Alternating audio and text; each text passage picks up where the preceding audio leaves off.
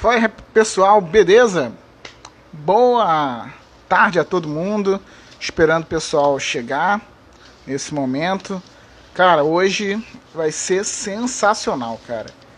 Entrevista com ele, João Palomino. Você aqui acompanhando no Som Pesado da Rádio Bicuda FM e 98,7 também no Instagram da rádio. A gente agora só aguardando, né, a entrada aqui do João Palomino e você também chegar para acompanhar, mais do que convidado a vir participar aqui conosco no perfil aqui da Rádio Bicuda FM, tá certo? A gente aqui só aguardando, né, para começar a live aqui de fato com o João Palomino, tá certo?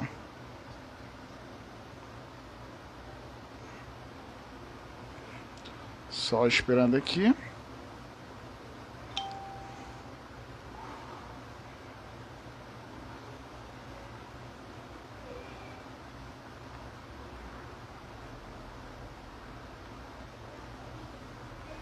Mandei aqui para o João Palomino. Você pode deixar as suas perguntas, participar aqui conosco no Som Pesado da Rádio Bicuda FM. Vamos ver se aqui se rola de boa a entrevista, tá certo? Só aguardando aqui, vamos ver se tá legal de repente. As configurações. Ver se a internet tá legal.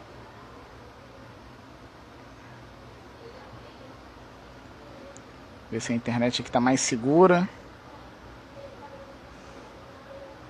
Só aguardando aqui pro início.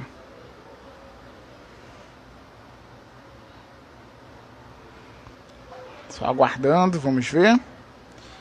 Né? João Palomino, ex-executivo da ESPN, teve passagem pela Manchete, por diversas empresas. Vamos lá. Professor João Palomino, jornalista, ex-diretor executivo, né, da ESPN.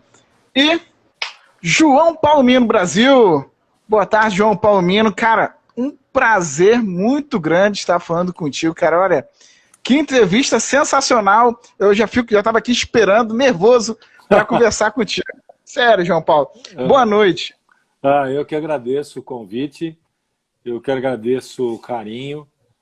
É uma boa oportunidade durante essa pandemia para a gente ter contato com quem normalmente a gente nem fala tanto ou não tem tanta oportunidade de conversar. Então foi um prazer conhecê-lo. E mais essa oportunidade de a gente poder debater um pouquinho mais de tudo que está acontecendo nesse nosso país, né? Não só no futebol, mas também fora do futebol, para que a gente possa debater um pouco mais as ideias, né? Verdade. É um momento muito difícil, né, João Palomino? Porque a gente vive em um país onde a dificuldade, né, econômica ela é muito grande e é muito difícil a gente pedir para a população ficar de fato em casa, né? Porque a nossa economia é uma economia que ela gira em torno do empreendedorismo. E aí como é que você vai pedir para esse indivíduo ficar em casa? É uma coisa muito difícil que a gente está vivendo nesse momento, né, João Palomino? Existem... A sociedade é dividida por espectros bem distintos de profissionais, de gente, e todos têm de ser muito respeitados nesse momento. Eu sei que é muito difícil pedir para algumas pessoas ficarem em casa porque elas não têm mesmo como ficar em casa. Eu sei que é muito difícil para algumas pessoas continuarem em casa por diversos motivos, né? Mas para aqueles, por isso que eu faço sempre essa ressalva, né? Para aqueles que podem ficar em casa, que têm uma estrutura para continuarem em casa, é bom que fiquem em casa. É bom que se preservem, porque essa doença, ela verdadeiramente destrói famílias. Está destruindo, já destruiu quase 40 mil vidas aqui no Brasil. Todos vão perder. O impacto negativo vai ser em cima de todo mundo. Pouquíssimas atividades estão conseguindo fazer dinheiro ou ter estabilidade nessa pandemia. São aquelas atividades cujo serviço está linkado a esse momento que nós estamos vivendo. as empresas que produzem álcool gel, as empresas que produzem máscara, as empresas que produzem EPIs. Essas empresas estão tendo ganhos durante a pandemia. A esmagadora maioria está sofrendo e vai sofrer. Mas, sinceramente, eu prefiro o sofrimento econômico ao sofrimento da perda de uma vida, ao sofrimento da perda de um familiar. Então, se você tem de trabalhar, previna-se ao máximo. Não deixe de usar máscara, escolha o horário para andar no transporte coletivo em que tenha um menor fluxo de pessoas, use álcool gel quando você estiver na rua, lave as mãos frequentemente. Se tiver contato com alguém, evite o contato físico, mantenha a distância. São todas orientações que estão vindo já há 2, 3 meses e que precisam ser seguidas. No nosso caso, eu tive gente próxima com positividade de Covid, participei de uma reunião com 28 pessoas, mais da metade tinha perdido algum ente querido ou então tinha tido caso de conhecido que tinha falecido por causa da Covid. Então não é brincadeira, não. Se a pessoa puder ficar em casa, deve se preservar e deve ficar em casa, porque é a saída mais viável no meio de uma pandemia como essa. E, João Paulo, eu trabalho no hospital, né? Trabalho no hospital, sou prestador de serviço no Hospital Federal. E para quem tem dúvida que a doença existe, cara, existe. Existe e existe sim ocupação. Não sei se de repente, não sei como é que funciona, né? Esses locais que o Estado, né, e as prefeituras estão fazendo provisório, mas eu posso dizer pelo hospital onde eu trabalho, existe caso sim, eu trabalho no setor, inclusive, que fica se tratando as pessoas que pegaram o Covid, e não é pouca pessoa, sabe? Então, a gente, se você não se preserva por você, preserve por quem está trabalhando na área da saúde, para quem de fato tem que sair, né, João Paulo? Porque tem muita gente que, infelizmente, que trabalha, né, em hospitais, em outros setores, como você bem disse. E assim, o que fica no meu pensamento é que o poder público poderia ajudar um pouco mais, desde as coisas mais simples, sabe, João Palmino? Como o transporte público, que é você, por exemplo, tentar evitar que as pessoas saiam de casa, mas prejudicando muitas das vezes as pessoas que trabalham no setor público. Aqui no Rio de Janeiro, você para entrar no município do Rio de Janeiro, João Palmino, sem kit de trem. E aí eles diminuem em 30% a frota de trem e fica aglomeração aonde? Não, então, eu não entendo essa lógica, assim como em São Paulo também. Você vê, hoje, por exemplo, o secretário municipal de transportes, ele pediu para deixar o cargo, o Bruno Covas, que é o prefeito, já acatou o pedido dele e está à procura agora de um novo secretário dos transportes. Eu não entendo essa lógica em que você diminui o número das pessoas na rua e, consequentemente, diminui também a oferta do transporte público. Isso chega a ser jocoso, né? Para não dizer que é uma imbecilidade, é uma imbecilidade, né? Porque Verdade. você tem de oferecer, porque se o sacrifício é feito por todo mundo, tem de ser feito também pelo sistema de trens do Rio de Janeiro, pelo sistema de trens de São Paulo, pelo sistema de transporte público em Manaus, em Porto Alegre, onde quer que o valha, porque você oferta mais espaço para que as pessoas não fiquem aglomeradas, né? E hoje o que está acontecendo é uma exposição das pessoas, principalmente quando se fala já, e efetivamente já tem a volta de muitas atividades, essas pessoas estão sendo expostas ao perigo por irresponsabilidade e incompetência dos nossos governantes, né? Aliás, o maior equívoco que se comete nessa pandemia é exatamente a politização dessa pandemia. Não houve uma decisão globalizada, não houve uma decisão centralizada, não houve um grupo que chamasse para si a responsabilidade de lidar com a pandemia do ponto de vista científico, em função de um querer A, outro querer B, de um querer C, outro querer D, e o que acontece é que nós temos hoje quase 40 mil mortes. Exato, e você vê, né, o João Palmino, que aqui no Brasil é o único lugar no mundo aonde o presidente ele assume a cadeira pensando na próxima eleição, o governador assume pensando na próxima eleição, e aí a gente pode colocar o governador do Rio de Janeiro e de São Paulo nessa, né, nessa brincadeira, né, vamos dizer assim, e os caras sequer acertaram os problemas que tem no Estado e também no problema federal. A gente tem um país com uma desigualdade impressionante. A gente aqui, o que falta de desenvolvimento, cara, principalmente ali norte e nordeste, né, que a gente vê de desigualdade mediante ao sudeste, é uma coisa absurda. E a gente mal vê os governantes sentados já pensando apenas em eleição, em poder, né, não na população. Não, e nas regiões que são mais desenvolvidas no país, já há claramente desigualdade, né? Você imagina nas regiões que são mais carentes, como a desigualdade ela é muito mais latente, muito mais evidente. O que eu vejo e lamento profundamente é que o Brasil estava sabendo cientificamente exatamente o que aconteceria com o Brasil, porque já tinha exemplos que vieram da Europa e de outros países. E a inconsequência de não se lidar com a pandemia como deveria ser lidado, levou o Brasil a enfrentar a situação que está enfrentando hoje. E digo mais, esses políticos citados, tanto o presidente Dória quanto perderam uma grande oportunidade, uma oportunidade que eu digo histórica, de serem reconhecidos como estadistas, como pessoas de extremada responsabilidade, que pegassem aquele problema e lidassem com aquele problema como um problema do Brasil, não um problema de governador ou de presidente ou de ministro da saúde ou qualquer coisa que o valha. Quando há esse distanciamento entre as opiniões, entre as posições, quem sofre é o povo. Então,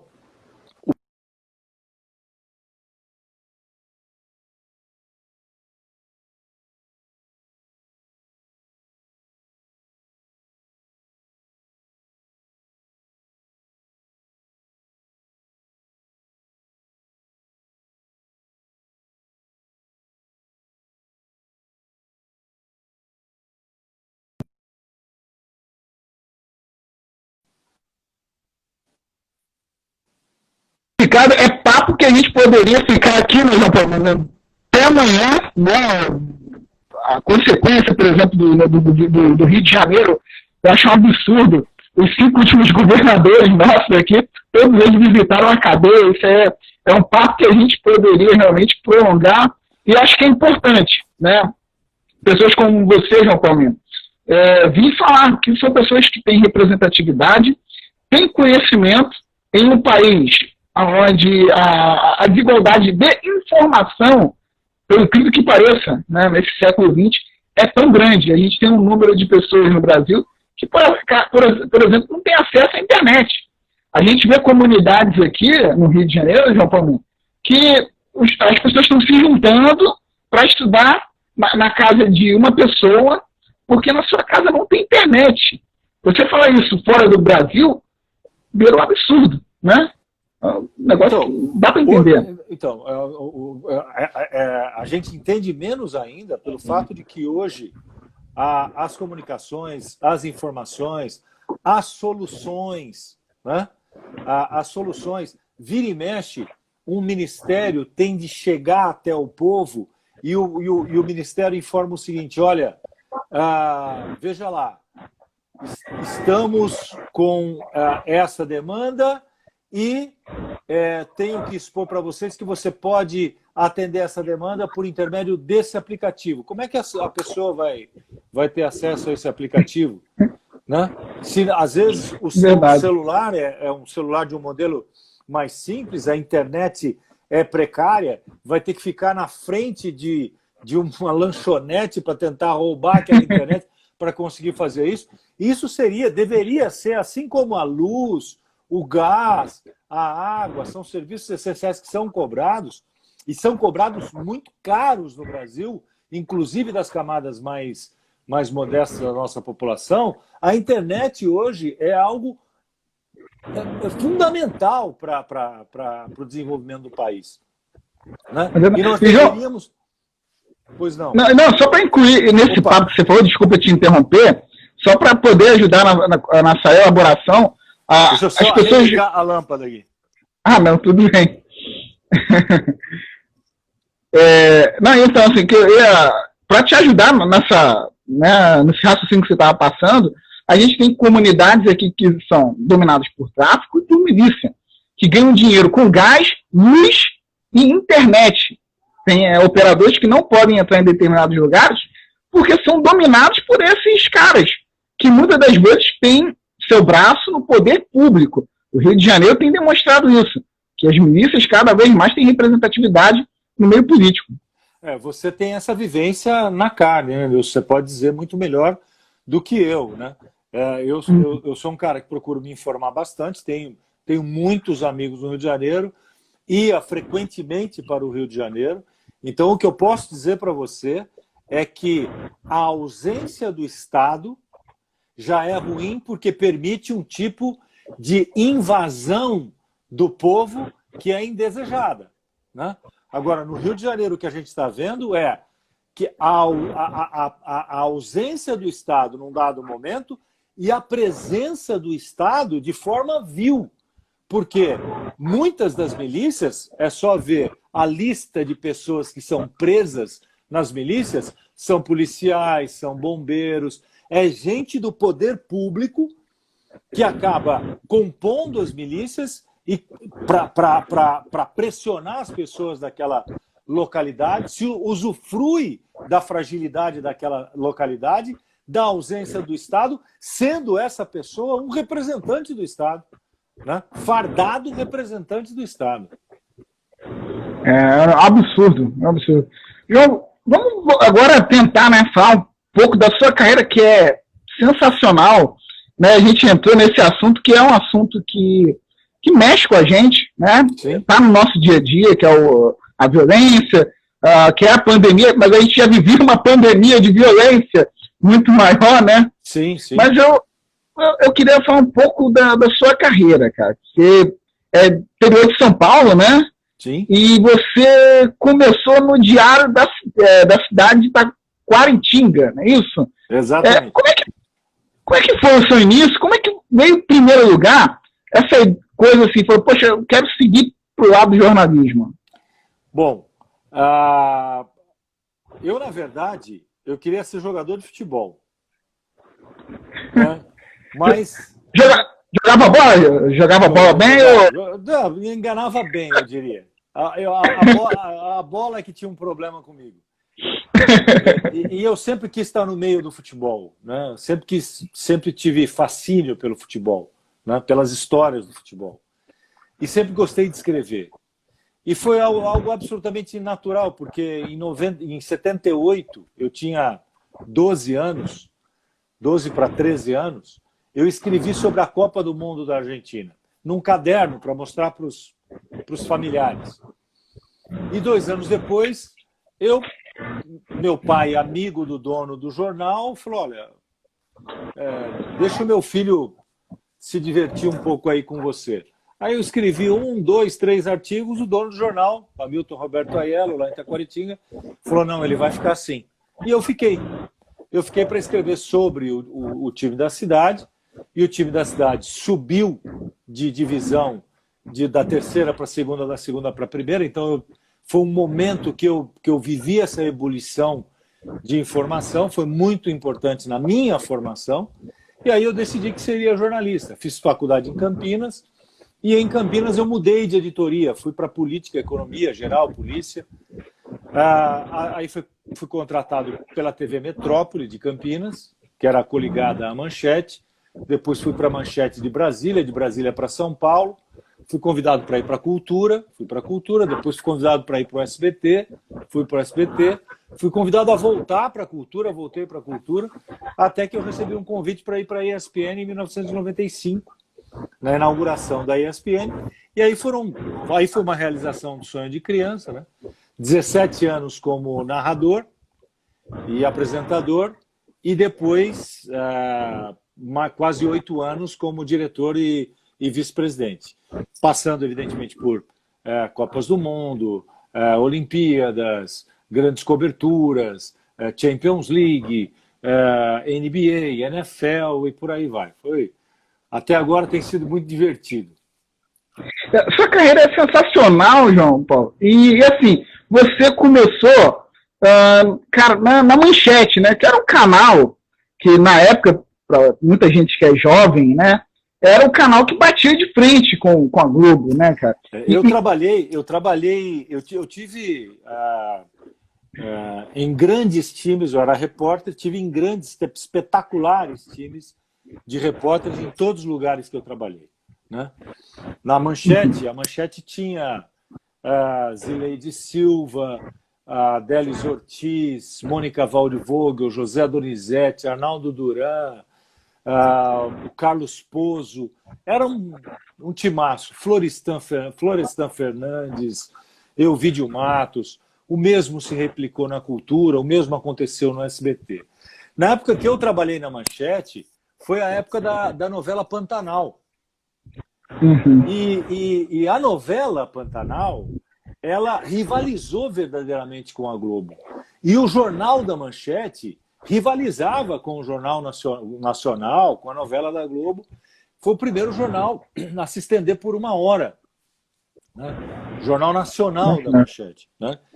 E a Cultura é um canal estadual e nacional, né? Parte da programação vai pro... E quando eu trabalhei no SBT, também no SBT, foi a época de Boris Casoy, Lilian Vitfib, Eliakim e Leila também, com um timaço de repórteres. Então eu tive a felicidade de trabalhar em lugares que tinham projetos muito ambiciosos de jornalismo.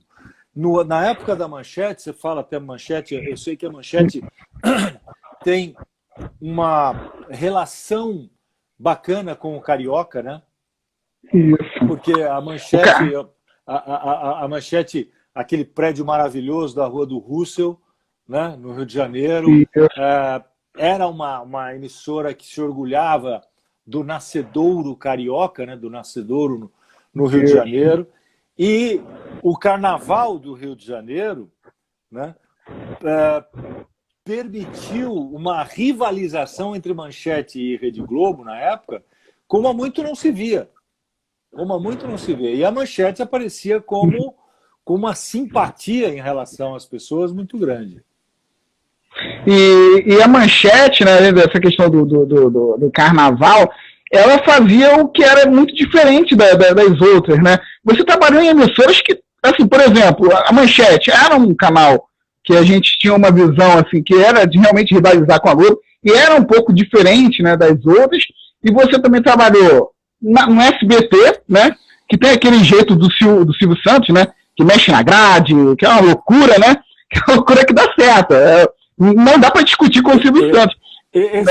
Esse ano não deu lá muito certo, né? A notícia que hoje, houve uma queda no ano de 30% da audiência do SBT. Então, eu imagino como internamente isso está sendo discutido lá.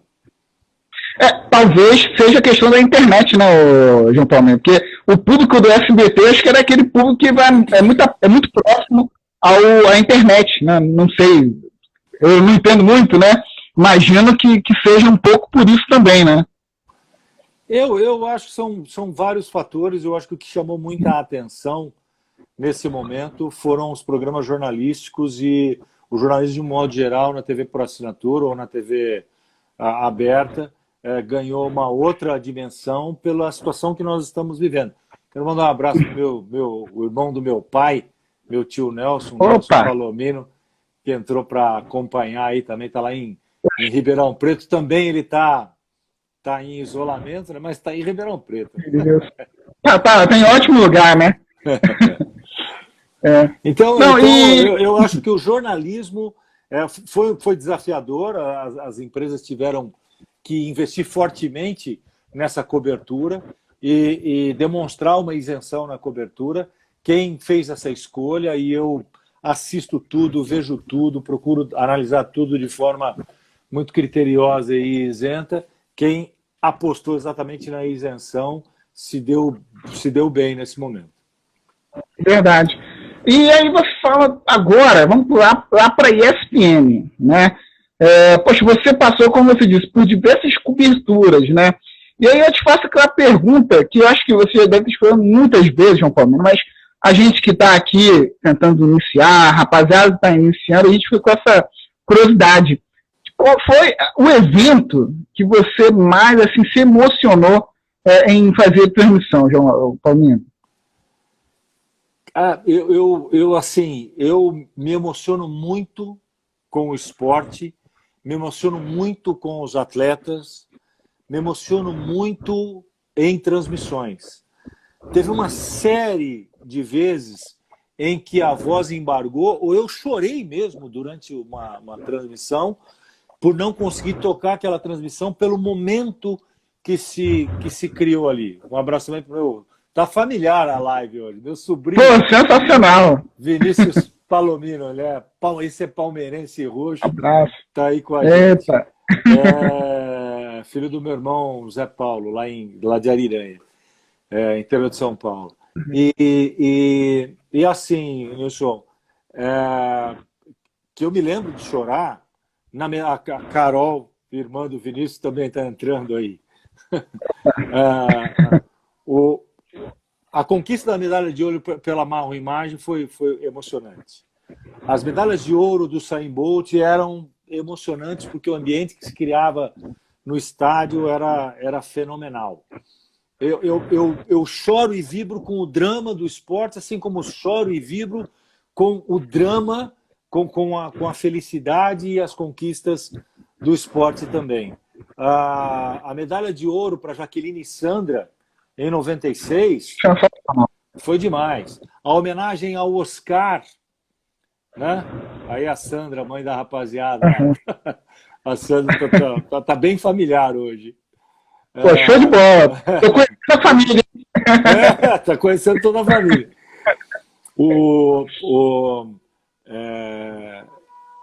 A Champions de 2006, né? A eliminação do Brasil na Copa de 2006 também, foram momentos muito emocionantes, circunstâncias muito emocionantes.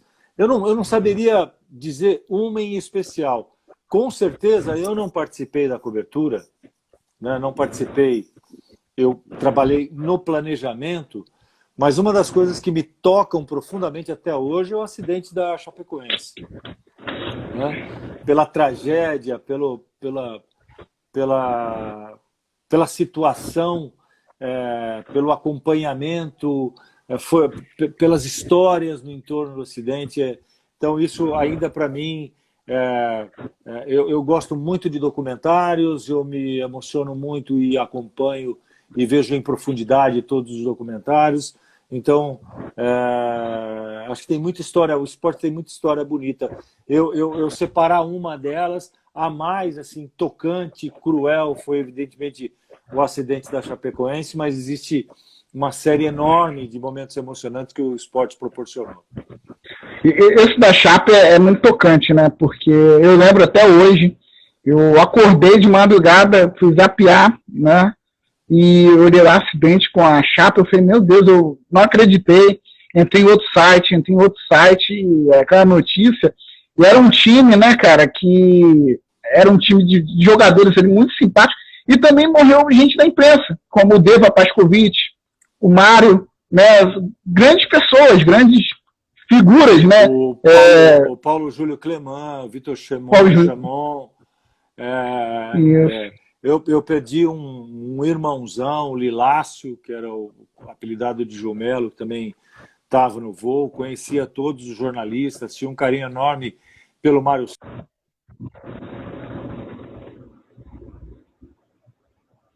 O Deva, uma pessoa de um coração enorme, uma pessoa.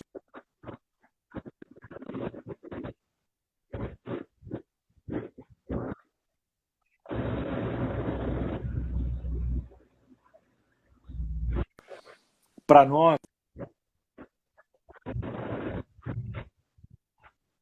nós convidamos o Caio Júnior para participar do Resenha, e ele disse, olha, infelizmente o meu voo para a Colômbia vai sair no domingo, né? Então eu não posso participar, senão, pô, adoraria participar. Aconteceu que o voo foi adiado para segunda-feira. E ele pôde participar do Resenha. Ele avisou, ó, o voo foi adiado, consigo participar se vocês quiserem. Pô, claro que nós queremos. Ele participou do programa. Então, um dia antes, ele esteve com a gente, né? Então, isso só amplifica a crueldade, né? Nós também, da ESPN, nós proporcionamos um dos encontros mais emocionantes, né? Porque o Mário Kempes, ídolo argentino, campeão mundial em 1978 pela Argentina, é comentarista da ESPN na Argentina e para os Estados Unidos, né? E tinha o Kempes, que jogava na Chapecoense. Então nós proporcionamos um encontro do Mário Kempes com a família do Kempes, e ele deu o nome daquele ídolo dele no futebol para todos os filhos. Então é uma tragédia cercada de... Primeiro assim, a própria inconsequência e irresponsabilidade, né? E aquilo aconteceu em função de inconsequência e irresponsabilidade. E todas as histórias que cercam esse acidente brutal, né? É verdade. É uma situação assim que acho que marca, né? Eu até conversei com o Rodrigo Fragoso, e o mais interessante, né, João Palmino, é como o povo colombiano tratou de todas as homenagens, a forma carinhosa a qual a população colombiana, né, homenageou todo o tempo. E, cara, foi assim, algo que aproximou o Brasil, né, e a Colômbia, né, através da população, a forma carinhosa do colombiano com o brasileiro, né? A primeira atitude, inclusive, partiu dos próprios jogadores do Nacional de entregarem o título para a Chapecoense, né? Foi uma atitude de um desprendimento, de uma humanidade impressionante, né? Todos os esforços foram feitos para que os feridos no acidente pudessem ter toda a atenção lá. O povo colombiano deu demonstrações enormes de carinho, né? Verdade, verdade. É impressionante como você falou, o desprendimento. Acho que minha internet deu uma oscilada. Deixa eu até tentar ligar aqui a Wi-Fi, João Paulo. Se por acaso cortar um pouco acho que a minha internet aqui tá hoje terrível. Deixa eu ver se agora volta o sinal aqui para mim. Deixa eu ver.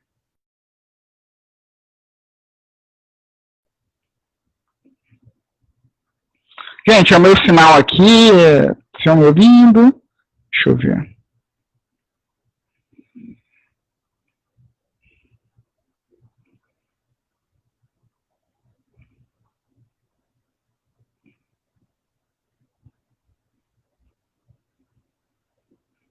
Deixa eu olhar aqui a minha internet.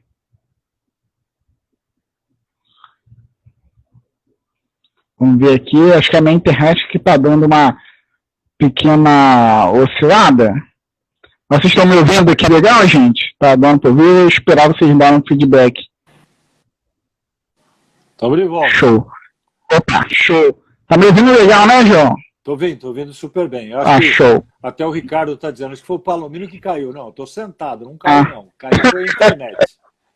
Isso. O Ricardo França, que é um baita de um narrador. De narrador. Que bom. E falando de baita narrador, deixa eu ver aqui, tem aqui, ó, o pessoal aqui, tem o Fagundes, tem o Erasmo, o pessoal, gente boa. João Palmino, Oh, agora... o Erasmo está falando, você está bonito, meu cara. Acho que está falando de você, Nilson. Tô em ótima fase, né, João Paulo? E eu queria falar um pouco de ESPN, João Paulo, porque você é o cara que participou das principais coberturas e chegou ao posto, né, de direção, aí, de comando, e através de você veio muitos esportes americanos, né? A gente notou que na época você comandava, a NBA ganhou um espaço muito maior, NFL. Como é que foi essa sua visão para os esportes americanos, né, trazendo essa inovação para o público brasileiro? Bom, na verdade, assim, nós tínhamos os direitos e o que eu fiz quando assumi a vice-presidência na ESPN foi dar o valor devido que eles tinham e passar para outro patamar de cobertura, de atenção, de integração com todos os canais e a possibilidade também da gente trabalhar aquela informação continuamente e expor para o nosso fã de esportes, porque tinha muita gente que não era chamado a assistir, não tinha curiosidade de ver. E nós fizemos, nos anos que eu tive lá, um trabalho muito intenso que levou a ter a audiência ano após ano, recordes nos 7, 8 anos seguidos que eu estive lá, né? E isso isso são números, né? Não é o que eu estou achando que aconteceu. São números, são dados que estão lá. Nós conseguimos triplicar, ano após ano, a audiência tanto da NFL, que virou um evento social, quanto a NBA, que já tinha uma ligação com o amante do esporte no Brasil, né? Porque o basquete é muito próximo das pessoas, né? Mas a NBA nós passamos a dar muito mais atenção, a contratar gente que pudesse dar outro patamar também para o esporte. Só tivemos o sucesso que nós tivemos com os esportes americanos em função da equipe, em função do perfil das pessoas que nós colocamos e direcionamos para que fizessem aquilo. E um outro ponto importante também, aliás, 2 pontos importantes, é que nesse período que nós estivemos lá, nós elevamos a audiência da ESPN em 3 vezes, né? A audiência média, ela passou a ser 3 vezes o que dava anteriormente, e também o futebol internacional, que perdeu Champions League, perdeu o alemão, perdeu o italiano, ainda assim com uma cobertura e centrando mais atenção no espanhol, no inglês, nós aumentamos em 32% a audiência. Então, os números falam por si só. A expansão que nós tivemos nesse período foi muito grande, mas com um ambiente muito difícil, um ambiente muito complicado por causa da concorrência. Chega a Fox, né? Depois que eu assumi veio a Fox, vem a Esporte Interativo, e a concorrência e a disputa pelos direitos ficou muito intensa, e eu cuidava do conteúdo, e a gente perdendo direitos, eu tinha que cuidar do conteúdo para criativamente conseguir suplantar aquelas carências. Quero mandar um abraço para um dos homens mais bonitos que eu conheço na vida, que é o Wilson Baldini Jr. O Baldini foi meu companheiro de ESPN, especialista em boxe, profundo conhecedor de boxe, e está acompanhando a nossa live também. Né? Sensacional. E isso que você falou é interessante, João Palmino, porque você vê que vocês, né, através desse trabalho, conseguiram popularizar ainda mais o futebol internacional, ao ponto que hoje até as rádios, né, hoje são obrigadas a meio que fazer o futebol internacional. Eu digo isso porque, muito tempo fiquei em rádio web, o que a gente mais fazia é o quê? Futebol internacional. A gente ia assistindo a ESPN e transmitindo, né? E hoje a gente também aqui na Bicuda FM continuamos. Hoje em dia, inclusive, a gente fez muita transmissão acompanhando vocês da NFL no rádio. Hoje a gente faz também o UFC. Então, através da ESPN, vocês conseguiram popularizar o esporte americano no Brasil. E tirando um pouco aquela marca da ESPN, que antigamente a ESPN tinha aquele perfil um pouco, como é que eu vou poder te falar assim, sem um perfil muito crítico às coisas, né? Muito daquele debate crítico, que é importante, mas também é importante o conteúdo do clube, as transmissões, né? Enfim, vocês conseguiram, você, né, quando esteve no comando, conseguiu fazer essa transformação, entendeu? Eu acho que você fala corretamente, diz corretamente, quando esse debate mais denso, mais profundo, ele é importante, é necessário, tem de ser preservado. Ali tem uma carga de credibilidade muito forte, é o que diz muito da empresa que você trabalha, né? Porque ali está o direcionamento, o entendimento das pessoas que estão lá dentro, e eu nunca me arrependi de ter esse viés, porque nós precisávamos dessa postura mais crítica, e eu te digo por quê. Quando o Brasil sediou Olimpíada e Copa do Mundo, quando foi escolhido para sediar, eu fui um dos maiores críticos, porque eu via aquilo com ceticismo, porque o que se falava, não, agora que nós vamos receber Olimpíada e Copa do Mundo, nós vamos transformar o país. Não, o sentido é completamente diverso. Você tem que transformar o país para aí sim receber a Olimpíada e Copa do Mundo. E não o contrário, usar isso como subterfúgio para poder avançar alguns anos no desenvolvimento do país. E efetivamente o que aconteceu, e a palavra que é muito valiosa, mas foi menosprezada absolutamente, é legado. Legado. O legado da Copa do Mundo e o legado da Olimpíada são legados malditos para o Brasil. Né? Malditos porque, em termos de Olimpíada, em termos de instalações, em termos de política esportiva, em termos de preparo de atleta, em termos de atenção de atleta, em termos de resultados olímpicos, em termos de projeção para outras Olimpíadas, foi uma vergonha, né, a forma como o país tratou o atleta e a Olimpíada. E a Copa do Mundo é só ver quais dos estádios estão sendo utilizados ou não. Quais dos estádios têm ainda, né, tem um resquício de Copa do Mundo e quantos estádios vão ficar deteriorando ao longo do tempo. Vão deteriorar ao longo do tempo. Um abraço também para o Michel Cardoso, que tem o Mike Harris. Ele gerencia as academias do Paris Saint-Germain aqui no Brasil, representantes do Paris Saint-Germain aqui no Brasil. Você conversou com ele ontem. Isso foi uma live muito interessante. Agradeço muito o convite do Michel. A gente pôde falar um pouco do que a gente está falando aqui, né? A gente pôde falar bastante da formação de atleta, das categorias de base, que são importantes não só para a formação do atleta, mas ali eles formam o torcedor, formam o médico, formam o fisioterapeuta, o nutricionista. As pessoas têm contato com uma série de outras situações, né, em que a pessoa sai dali, no mínimo, como torcedor. Um abraço também para o Álvaro José, Alvinho, profundo conhecedor de todos os esportes. Álvaro, se quiser conversar com a gente aí, que o Álvaro José é difícil de achar o perfil dele, inclusive dele responder, hein? Então já estou cornetando ao vivo aqui. Poxa, não, bate aqui um papo com a gente, seria muito bacana, cara, sério mesmo. E João, deixa eu te fazer uma outra pergunta.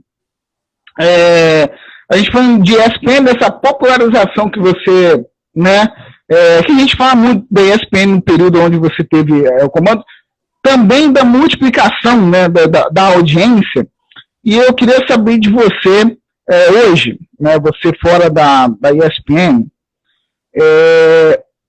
como que você vê essa questão? Foi até uma pergunta que alguém deixou aqui, acho que foi o Gilvan, essa fusão da Fox com a ESPN, quebra um pouco o mercado para os profissionais que estão tentando entrar? Como é que você vê essa fusão entre as duas empresas? Então, Nelson, eu não vou fugir da pergunta, não. Né? Mas o que eu posso dizer sobre isso até o momento que eu estava lá, estava na ESPN, e a partir dali, o que eu vejo pela imprensa hoje, né? Na minha visão, essa fusão ela é tardia, já poderia ter acontecido há mais tempo, né? Talvez a situação hoje já fosse mais acomodada e bem diferente. Eu vejo fusão como junção. O trabalho na época foi feito, e eu fui um dos que participaram do trabalho, era de juntar equipes, era de juntar a programação, era de fazer crescer a empresa, né? O que vai acontecer a partir de agora, eu não estou mais lá para dizer, então eu não tenho informação para dizer, a não ser o que eu vejo na imprensa, né? Eu evito conversar com as pessoas de lá sobre isso, porque realmente não tem mais sentido, né? O fato de estar lá seria deselegante e desconfortável para mim tocar nesse assunto. Mas o que eu posso dizer para você é que foi tardio, poderia ter acontecido antes. E eu, sinceramente, espero que seja um fator de junção de equipe, de propósito, de empresa, para que as duas sigam maiores mais para frente. Aí vai ser bacana que vai ter muita gente ali que sonhava em fazer uma Libertadores, né? Vai poder fazer agora, né, João Palmino? Libertadores e mesmo tem grandes profissionais dos dois lados, né? Tem muita gente que eu gosto dos dois lados. Dá para fazer, e vai ser feito, eu espero que sim, uma programação verdadeiramente intensa e de altíssima qualidade. João, só vou dar uma passada rapidinho, que nosso tempo está correndo, é muito assunto. Qual que você vê essa indústria de streaming chegando, né? A gente tem hoje a DAZN, mas você tem a ESPN, que também tem alguns conteúdos só para a internet, a própria Globo com pay-per-view e o UFC. Você acha que essa tendência vai pegar também aqui no Brasil de streaming? Não tenho dúvida. Hoje, em termos de negócio, o mundo está verdadeiramente globalizado, né? Até muitos dos aplicativos e soluções, quando são lançadas hoje, não são lançadas mais nos Estados Unidos ou na China, depois vai para a Europa, depois vai para a parte da Ásia, quando é lançada pelos Estados Unidos, vai para os Estados Unidos quando é lançada na Ásia, né? Depois chega na América do Sul, na América Latina, depois vem para a África. Não, é uma coisa global. Todo lançamento que acontece é globalmente. E as tendências de mercado também são globais. Pode ter um delay, pode demorar um pouquinho, mas não como era anteriormente. Já são coisas estruturadas que prevêem a expansão globalmente. E a história do streaming, ela é natural, porque existe, assim, o streaming, ele tem inúmeros capítulos, né? Eu vejo como oportunidade em todos eles. O que eu vejo, por exemplo, é que os direitos do futebol, né, são muito caros. E o streaming depende da exclusividade para ser relevante para quem vai consumir. Então, essa já é uma acomodação de mercado, uma equação um pouco difícil de trabalhar, mas eu espero que as empresas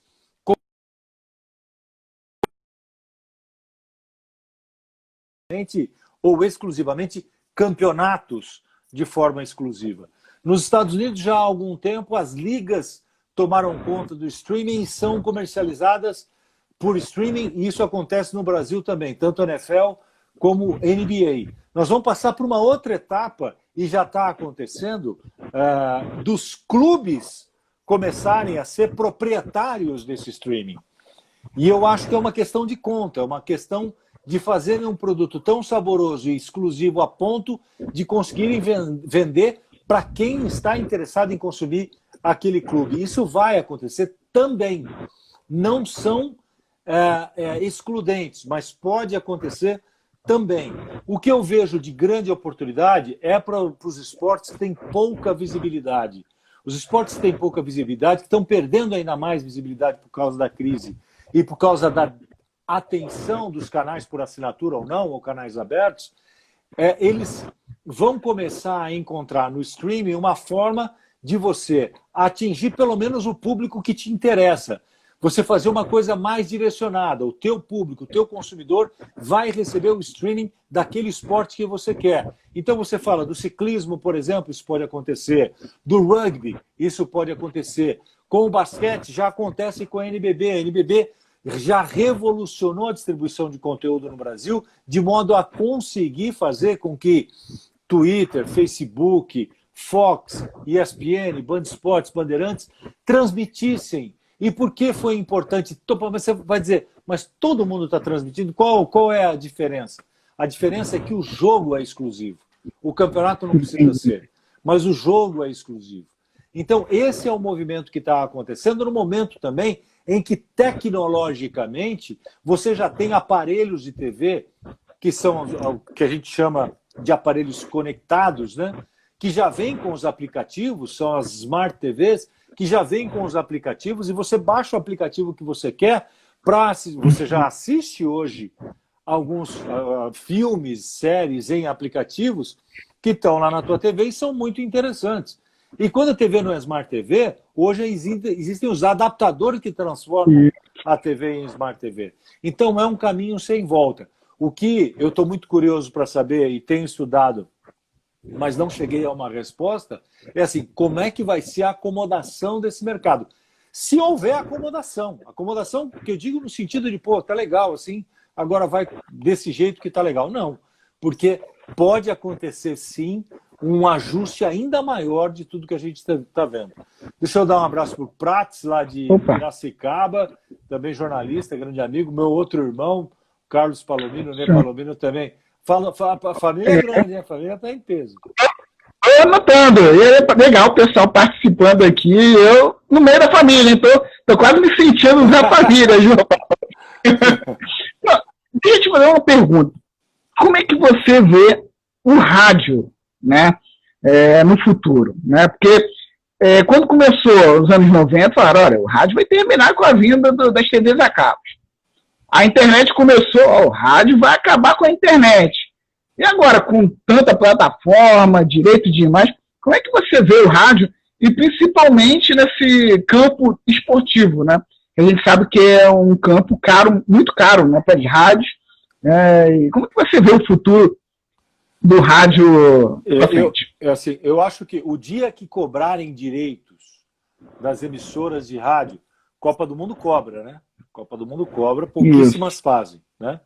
Alguns outros campeonatos pelo mundo também cobram direitos. Mas o dia que cobrarem direito de rádio no Brasil para a transmissão do Campeonato Paulista, Campeonato Brasileiro, não vai ter transmissão, a não ser as transmissões piratas. Não vai haver. Esse é um ponto. Porque o que as rádios hoje conseguem angariar com patrocinadores, muito dificilmente preservam as próprias rádios. Mas o Gilvan está dizendo que o rádio é imortal, a rádio para mim é imortal. Ela está se reinventando. De que forma? As TVs hoje, especialmente na pandemia, se você analisar as coberturas que são feitas, você tem poucas matérias e tem muito repórter na rua, fazendo rádio e televisão. Se você for analisar, é rádio e televisão. E as emissoras de rádio hoje, você é de uma web rádio, por exemplo, né? Rádio comunitária, a gente aqui é rádio comunitária. Mas você trabalhava estava Isso. Numa web rádio, hoje está numa rádio comunitária. Muito bem. Então, rádio comunitária é uma grande saída para a comunicação regional, para a comunicação daquela localidade, para o pertencimento, para as pessoas se sentirem representadas naquela localidade. Nos Estados Unidos, a regionalização é uma realidade impressionante. Pequenas localidades têm rádio, tem TV, tem um site forte. Nós precisamos incentivar isso no Brasil. Não indústria de fake news, indústria de produção de conteúdo. Conteúdo local para a localidade. Tem o conteúdo nacional e tem o conteúdo local para a localidade. E as emissoras de rádio, hoje, elas têm a transmissão via web. Se você pegar os aplicativos que condensam, que congregam várias emissoras de rádio, eu hoje ouço rádio dentro de casa, não no rádio, mas no celular, no aplicativo, e ouço bastante rádio. E muitas vezes viajo para o interior de São Paulo, a 400 quilômetros, né? Antes, eu ia mudando conforme as cidades que eu ia passando e ouvindo a rádio das cidades que eu ia passando. Hoje, com esse aplicativo, você sai de São Paulo ouvindo a rádio que você quer e que te interessa e chega a 400 quilômetros de distância daqui ouvindo a mesma rádio. É verdade. Pelo aplicativo, né? Então, as rádios se reinventaram, fortaleceram as equipes de jornalismo e de esportes. Muitas equipes de esporte sofreram demais e vão continuar sofrendo, infelizmente, né? Porque a transmissão pela televisão também tem muito jogo na televisão, mas eu sou fanático por rádio. Para mim, o rádio é imortal e vai ser imortal. Ele vai se reinventar e está encontrando os caminhos para se manter importante. Eu fiquei muito tempo no comando aqui da Bicuda e muito tempo eu também tive uma rádio web. E uma das alternativas que eu sempre busquei era fazer jogos alternativos e campeonatos alternativos. O que eu falo? A gente fez campeonato mexicano, a gente fez o campeonato lá do amigo lá do Whisky e Sauna, da Bielorrússia. A gente fez jogo da Bielorrússia, João Paulo. Imagina, grande JP narrou o jogo, um cara fluente em Bielorrússia. Então, eu queria saber se você acha que esse é o caminho também, de repente, das rádios, fazer esses campeonatos que muitas das vezes o pessoal não cobra. Eu faço Champions League da Baixada, que eu moro aqui em Duque de Caxias, Rio de Janeiro. Aí beleza, então vamos lá. Com todo o respeito à Bielorrússia e ao México, não tem interesse nenhum para o brasileiro. Não tem interesse nenhum para quem você está falando. É legal, é bacana para quem gosta muito como você, como eu. Mas para quem vai ouvir, sinceramente, a família vai ouvir. Fora da família não vai ouvir. Já a Champions League da Baixada, talvez seja o teu evento mais importante. Por isso que eu estou falando da regionalização, por isso que eu estou falando da rádio comunitária, por isso que eu estou falando de você representar uma comunidade, representar uma localidade, dar informação de interesse para aquela localidade, dar informação de interesse para aquela região, transmitir jogos que interessem para aquela região, encontrar os personagens que são importantes para aquela região. Eu acho que o papel da TV comunitária, da rádio comunitária, é serem comunitárias. E mesmo a rádio web, ela é web, mas ela é web, ela pode ser ouvida na Bielorrússia e no México, tá certo? Ela pode ser encontrada em qualquer lugar. Mas, mesmo a rádio web, você vai conseguir a expansão da rádio web a partir de uma comunidade. A partir de mostrar para um pequeno grupo que vai se transformar num grupo maior, depois maior, depois maior. Para ela se tornar uma rádio web de peso, primeiro ela tem de conviver com a comunidade, ela tem de prestar serviço à comunidade. E essa expressão, Nilson, para mim ela é muito valiosa. Prestar serviço é o seu papel, é o meu papel.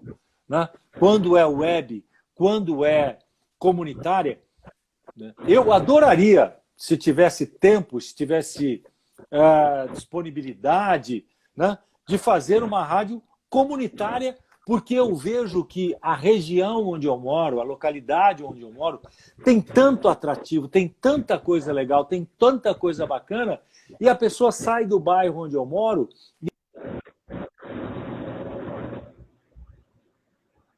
Nós temos uma pequena pausa. Deu um girinho aqui no final. Só ver aqui se o João Palmino volta. Deu uma travada, João. Não sei se é aqui no meu. Até quem estiver acompanhando aí pode dar um feedback se for no meu ou do João. Oi, voltou? Ah, voltou. Voltou. Perdão, caiu. Não, que isso. Acho que foi... Como é que é o nome dele? Foi a minha internet que caiu. Eu continuo sentado. Fica pronto, por favor. Mais um da família, Isilda Palomino, minha prima. Caramba!